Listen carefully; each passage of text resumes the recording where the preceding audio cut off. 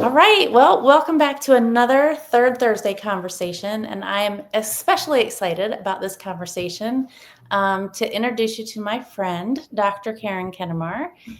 She kind of does what I do in the Southern Baptist Convention of Texas. There's two state conventions in that one. And so I'm going to let her tell you where she works, a little bit about her background. You notice there was doctor before her name. But more importantly, today we are going to talk about her new book that just came out that she collaborated with, Children and Salvation, which I gave away a couple weeks ago here in the Facebook group. But a book that is long overdue and has just a wealth of good, solid information for us as kidmin leaders, even student ministry leaders. So, Karen, let us know a little bit about your titles and your background. Okay. So my full-time job is I'm a professor of childhood education at Southwestern Baptist Theological Seminary in Fort Worth, Texas. That is also my alma mater. So I received 2 degrees here. I have my master's in childhood education, Christian education, with a concentration in childhood ministries, and then my PhD also comes from this institution where I'm sitting. So when I say this institution, this is where I am today. About in 2018, for a long time, I worked with one of our state conventions, doing a lot like what Chris does. So I would teach for them, I would write for them, I would travel, do all kinds of things. And then 2018, they made a position for me. I don't know if it's for me, but they invited me to come and work for them part-time. So I'm the Chris Buckman of Preschool Children and Family Ministry in Texas. So we do have 2 state conventions. I'm with the younger. I would say I'm with the rebels. I'm with the people that left the traditional convention, which it's where the Lord has placed me. I don't get into why there's 2 conventions. I know there's 2 conventions. In fact, my colleague at the other convention is a good friend of mine, and we go to lunch. So, here we are. She takes care of half of Texas, I take care of half of Texas, and then we all play well in the sandbox, as we would say. So, but I teach childhood education. I teach lifespan discipleship. I teach at the master's, PhD, and doctorate levels. So anyway, that's who I am. Yeah, so exciting. I love how we all work together. And we're actually going to, every year, all of us that do what we do in each state get together for a retreat. And it is just the most worthwhile thing I do all year long. We all sit around a table from all of these state conventions and talk about how we can best serve our churches and people leading in kids ministry. And it's amazing. We also have a lot of fun together and get to know each other and their spouses.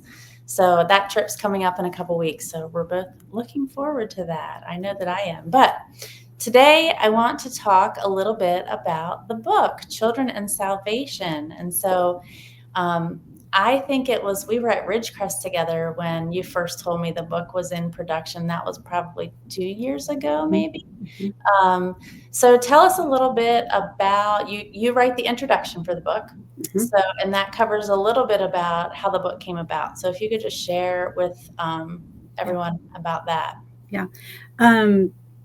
So when I started seminary in 98 or 99, we were using a book that was written in the 70s, sadly, called Children and Conversion by Clifford Ingle. And so that was a book that we read. We used that all through my master's. It was around, then I became a professor. It was the only book that talked about children and salvation from a Southern Baptist point of view. And so I never, someday I'll probably I'll probably feel sad for saying this, but that was not my favorite book. I found it hard to read. Then I used it as a professor. I only used it because that's what was there. And we used it for so long that actually, it went out of print. And because we didn't have anything else, we asked Lifeway if they would give us, if we could, if they would scan the book for us and give it to us to use. Wow. And that's horrible. It wasn't horrible, but it was the only thing we had. That was the sad part about that. We were using it here at the colleagues that I work closely with are people, Shelley Melia that teaches at DBU, Donna Peavy that teaches at New Orleans Baptist Theological Seminary. And so we all stay in touch. We're friends. And so we all kind of, because we're going for the same goal, right? That is just to help people that are wanting to be children's ministers. We all help them. So we kind of we like to stay in touch with what we're teaching. Anyway, Dr. Peavy and I, Donna and I had talked about this. In fact, we kind of started the project 10 or 15 years ago. One week I went to New Orleans. I spent a weekend looking at it. How could we lay the book out, and talked about it. And then that just got put to the side. Nothing happened. And so I am not really good at time, but about 4 years ago, or maybe 3 years ago, 4 years ago, let's say, the Lord really convicted me that we needed we needed people from the Southern Baptist world to write this book. Not that it's just for Southern Baptists. That's not what I mean. But if I'm teaching at a seminary and I'm in a Southern Baptist seminary, I'm not going to go use my Lutheran friend's book. And it seemed that the Lutherans have books, the Catholics have books, the Southern Baptists did not have a book like this. So I took, I'm privileged to work with a guy named Dr. David Dockery, who is in the world of theology, is extremely well known. He's written, I don't know, like 60 books. It's crazy the amount of books he's written. And he has contributed to way more than that. And he's just we would say, prolific writer and educator and theologian. Well, he happens to be the president of my seminary. So about 3 years ago, I took Children in Conversion to him. And I said, Dr. Dockery, I really think that we need a book like this. And I said, so what are your thoughts? So I handed him the book. It was very fun to watch this whole process. He opens the book and he starts saying, oh, yeah, he was my friend. Oh, I knew him. And so I love that. They were all theologians. There was no Christian educator in that book. Therefore, there was no, so they gave you information, but there was nothing that told you what to do with this information or even how to dialogue or discuss it. And so he looked at me and he said, Karen, absolutely, this is worth doing. And I said, one of the good things that you want a David Dockery to not only endorse your book, but write in your book. And I just, he was looking at it and I said, would you be interested in writing a chapter? And he said, I would love to write a chapter. Which one do you want me to write? Well, I said, whichever one you want to write. I mean, what am I going to say? So he picked the chapter on children in church and church membership, which that was fine with me. Then I said, okay, we want serious theologians and Christian educators to that value children in this world. So who do we want in our book? So he began to tell me, I think we should do this person. I think we should do this person. And we developed this list. When I went to each one of these people, only one person turned me down. And he just turned me down because he said, I don't know that much about children in the Bible. He said, I'm a Greek professor. And I was like, I think you do. But he really didn't want to and actually another person turned me down. I forgot about the other person, but for different reasons. I had asked her to do the history of children in the Old Testament. And that was something she hadn't studied in a long time, so she wasn't able to write. Anyway, so we gather this team of writers, and it's a pretty, as I say in the book, is a very historic. There's very historical significance here, because Gaines Dobbins wrote the first book on from the Southern Baptist point of view about children and salvation in the 50s. And then nothing was written until the 70s. And now here we are at 2025. And so it's very significant. One of the writers is not Southern Baptist, he is Free Will Baptist. And that's Ron Hunter, who is over the whole D6 organization, which I am so complimented that he would write with us. And I said to him, hey, like, can you actually do this with us? Because this is about, baptism with immersion and, once saved, always saved, all the things. And he said, absolutely, absolutely, I can. And so we were thrilled to have him. He writes the final chapter on spiritual orphans, which is it's definitely a concept out there, but he has a name for it. And so once you read that chapter, it sort of opens your eyes to people and children in our midst that we kind of overlook. So anyway, that's the story of how it came to. There's a little bit more. I guess I can say this. The first time I pitched it to B&H, they turned me down. Mm-hmm. And so I'm sitting at a table one evening with Jana Magruder and Landry Holmes, and I think Delaney Williams, and I began to talk about, this is an area of passion I'm very passionate about. I began to talk about this, and they said, Karen, we want that book. And I said, I want you to have the book, but you've turned me down. And so Jana, boy, she took what would you say, the bull by the horns, and between Jana Magruder and Dr. Dockery, that is where we have our home at B&H, which is where it should be, because that's our Southern Baptist publishing arm. And it's an academic book versus a trade book. So it's an academic book because it doesn't need to scare you, but we're not, is this a book that parents can read? Absolutely.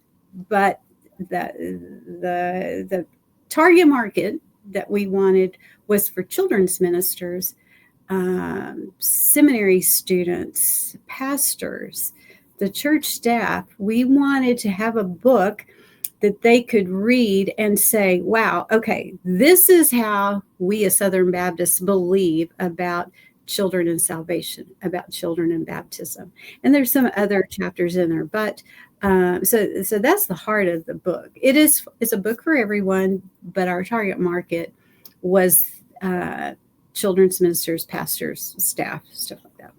Anyway. Yeah. And I mean, I've not all the way through it. I obviously read your chapter first, but in the introduction, but then I started to get into the children in the Old Testament, children in the New Testament. And I mean, I've been through seminary, and there was just some things in those few pages of those chapters that got me thinking a little bit differently and cleared some things up for me. And so, or affirm what you believe. Yeah, absolutely. And so I think there's pieces, a couple of things, and this wasn't where I was going to go first, but I feel like it led us to this. A couple of things that I love about the book are, you can pick it up and read a chapter, read this chapter, or just read that chapter, or just read this chapter. And the other thing that I absolutely love when books do this is not only has the discussion questions at the end, but how can you practically work this into your ministry? Because so many times we go to conferences and we read books and we gather all this information, and it's great information, but we struggle on the next step. And so that's one of the things that I was so thrilled to see in this book about, what does this mean for your ministry? Yeah. And I love that thank you for, I'm glad that you like that and you noticed it. Another significant historical significance is theologians and Christian educators do not write together. Theology guys write theology books. Christian educators write children educate children. Wow. Christian educators write about Christian education. The two do not meet.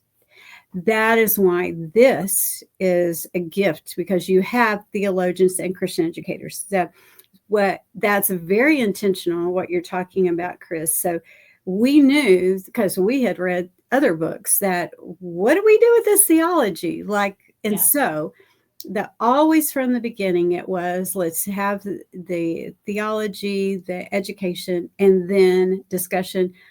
But now what do I do with it? Because that's extremely important in our world. Like, we have all this and we are teaching children, how do I get this to this? And so, yeah, thanks for noticing. Yeah. And one thing that you and I talked about before I actually hit the record button was um, Dr. Shelley's questionnaire in the book. Mhm. Tell us a little bit about that if you can, because I I think sure that can. can be very, very helpful to kids ministry leaders. Yes, I do want to. Yes, I want to. I will talk about that. I would do want to highlight, before I talk about that, I want to highlight Dr. Um, Adam Harwood's book. It's on Baptist beliefs on original sin, age of accountability, and infant salvation, which we all don't believe in baptism of babies, right? And he does a phenomenal. He's a professor at, I don't know if I said this, a New Orleans Seminary, chapter 3. This is actually, that was the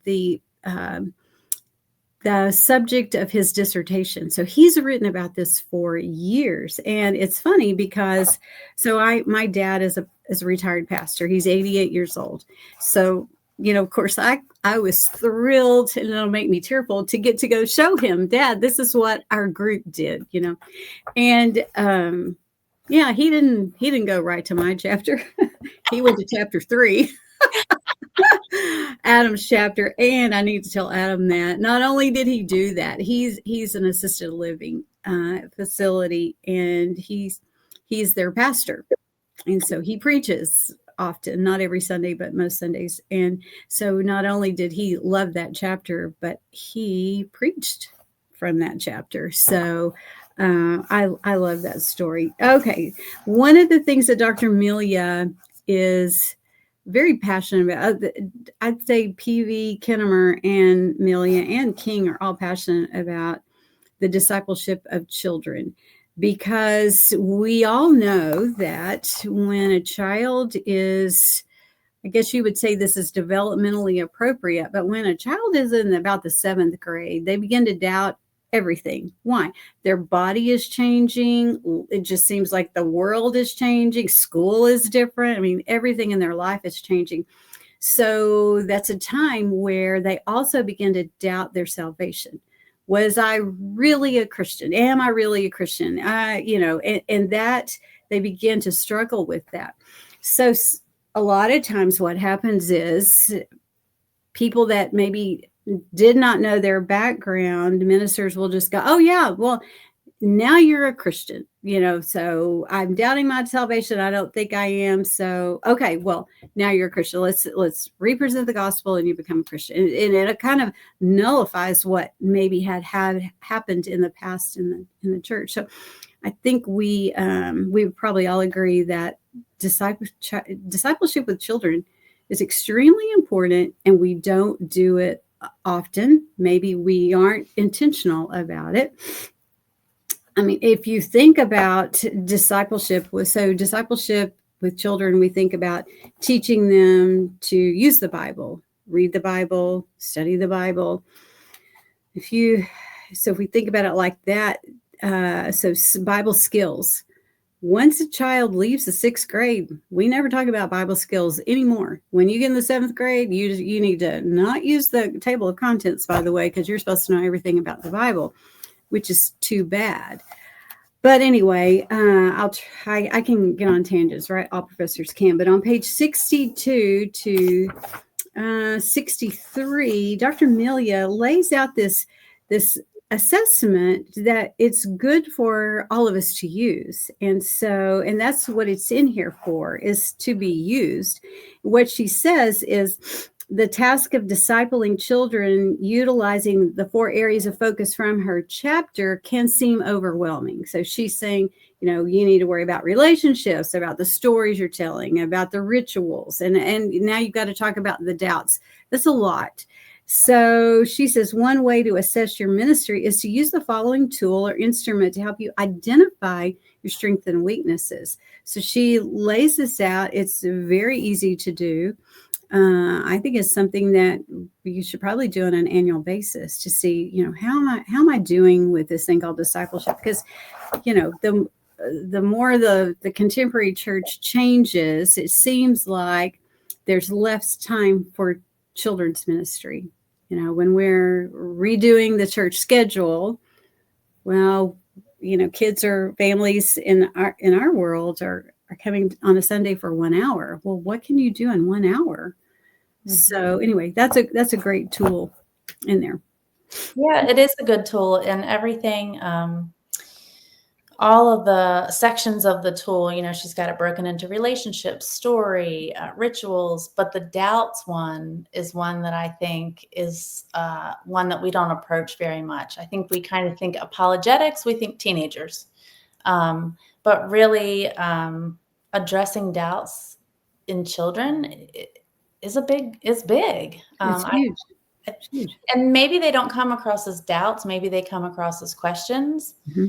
That we sometimes will kind of give an offhand answer to and then move on rather than really stopping and addressing it. But I was happy to see that section in her assessment there. I think that would be useful, like you said, annually, just to check and make sure. And they're the basics. Those things that are talked about in that assessment don't require you to buy a certain curriculum, or they're just your foundational basics, which I think are important. But I want to ask you a couple specific questions about the book. So many times leaders wrestle with a question like, when is a child truly ready to believe? Or how do we balance childlike faith with genuine understanding? So what are some ways the book can kind of addresses that tension? I know there's specific chapters on age of account, or what I was reading of age of accountability and things like that. But how does it kind of address that tension between, like, are they ready? Are they not ready? I know your chapter specifically talks about sharing the gospel and how kind of looking for markers to know what do they understand along the process. So how does the book kind of address some of those tensions that kids and leaders can face? Yeah, so several of them talk a little bit about age of accountability. I mean, it's in the title of chapter 3, which is Harwood's chapter. I think probably Wicker in his chapter, Yarnell for sure in Children and Baptism, he addresses that. Dockery may also address that, and in my chapter, I don't address it as the age of accountability, but what I do is my chapter starts on 69. I'm going to that, and really what I do is it's on how to share the gospel with kids. But how do you know? I mean, some kids, you hear people that were 4, and then you hear people that were 19, and so there doesn't seem to be this. There doesn't have to be a specific age. The other thing that we as children's ministers find, we may go to a church that says, and when I'm teaching students, I say, you need to really talk to the pastor about how he feels about baptism and the evangelism of children, because there may be some philosophical differences, and you maybe should not join that pastor in his ministry. So, because of that, so I would say, is there an age? No, there's no age. It's really, what does a child understand? How do we know what the child understands? Well, I'm sure you guys say this often, and I find myself saying it often, but you ask open-ended questions because you want to hear the child's heart. You want to hear what they have to say. You want to hear their questions. And so I've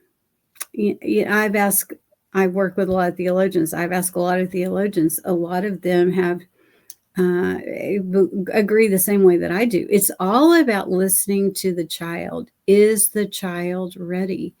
And so, and I address that pretty hard in the chapter. I also tell the story about this little boy. We call him Daniel in the book. That wasn't his name. I did change his name to protect the innocent, right? But I was a children's minister, and he came from several generations of Christians that were not nominal. They were very much involved in the Christian community. And so in those days, you said, "Hey, I'm thinking about becoming a Christian." Then mom and dad called the children's minister. The children's minister meets with that. And that's probably still happening too. But so I meet with this little boy, we'll call him Daniel, and I go all the way through talking about him, asking him questions, asking him open-ended questions. What is sin? Who is Jesus? Who is God? Who are sinners? And so, we're asking all the open-ended questions. And so he answered everything correctly. And then I got to the point and I said, well, tell me, Daniel, I'm trying not to say his real name. Daniel, are you ready to ask Jesus into your life to become a Christian? And he looked at me, just as serious as he could be. And he said, nope, I'm not ready. And I just, wow, I thought, because he was the right age, right? He was 7 years old. But even kids sometimes may not be ready. Mm-hmm. And so then the next year, he came back and said, I'm ready now. And so for him that, and also that lets you know there's some cognitive understanding and decision making that we don't think about. We think about the heart, the emotion, but there's a cognitive element in this whole decision making process also. And I think when we ask open-ended questions and we listen really carefully, mm-hmm. What it does is it frees the child up to say, nope, I'm not ready. Yeah. Because I think sometimes if we skip through it so fast and we ask them yes or no questions, do you believe in Jesus? Yes. Do you know why he? Yes. No. Yes. Do you want to be a Christian? Yes. It all is in the way that we have that conversation with them as to whether or not you're going to leave it open for a child to say, nope, I'm not ready. Yeah. The rote, yes. Yeah. The other thing is you want to listen to the words they use, because if they're using churchy words that they have no idea what they're talking about, then you need to keep having conversations with them. They're not ready. And I think also I would say, and you would say also, that you should be in the children's minister, the person who's presenting gospel needs to be in tune with God at that moment, because that needs to be it. You're praying before, you're praying all the way through to give you discernment. Because I had another time, I had this little girl, she was in elementary school, same thing. She was raised by lots of Christians. There were lots of adults in her life. There were no children. She was the only one. And she was living with her parents and her grandparents. So she was around adults all the time. So she told me she was ready to become a Christian. And so when I asked her those open-ended questions, her answers were too adultish. So one of the answers was, I'm covered in the blood of Jesus. Well, if you think about a 7-year-old, no 7-year-old wants to be covered in the blood of Jesus. I mean, right? They don't want to be covered in any blood. That's right. That's right. And so I think listening even to those answers, even if they're correct answers, is it really showing the understanding of the child at their level? So important. Well, our 30 minutes goes by so fast. We could probably talk all day about it, but just quickly before we finish, I wanted to ask, what is something that you hope Kidmin leaders, pastors, what are some ways that you hope this book kind of affects the way they do ministry?